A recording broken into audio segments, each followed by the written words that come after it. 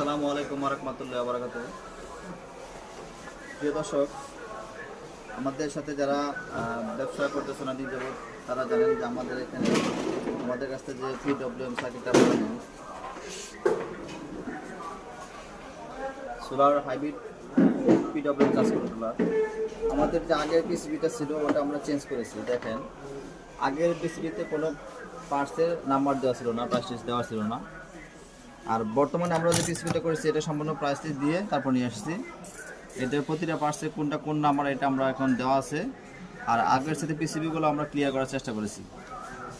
ইসলাম আগে যে সকল জায়গাতে ফল ছিল, ত্রুটিগুলো ছিল, ওগুলো আমরা সমাধান করে এখন আমাদের নতুন পিসিবি বাজারে এনেছি এবং মালও কমপ্লিট করে ফেলেছি।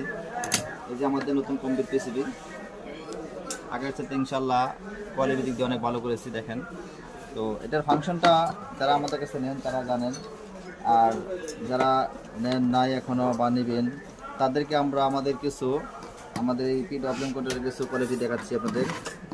এটার ভিতরে যে ফাংশনগুলো দেখেন,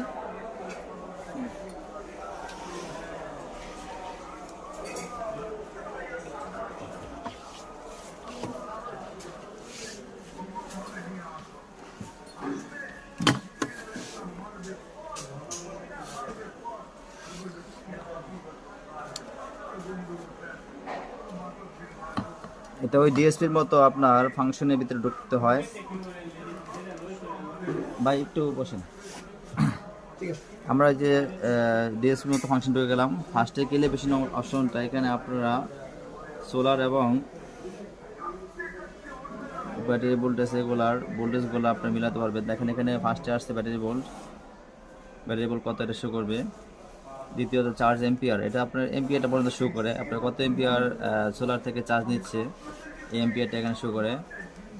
তারপর সোলার ভোল্টেজ কত ভোল্টেজ আপনার যে ভোল্টেজ থাকবে ওটার সাথে একভাবে সেট আপ করে দেবেন।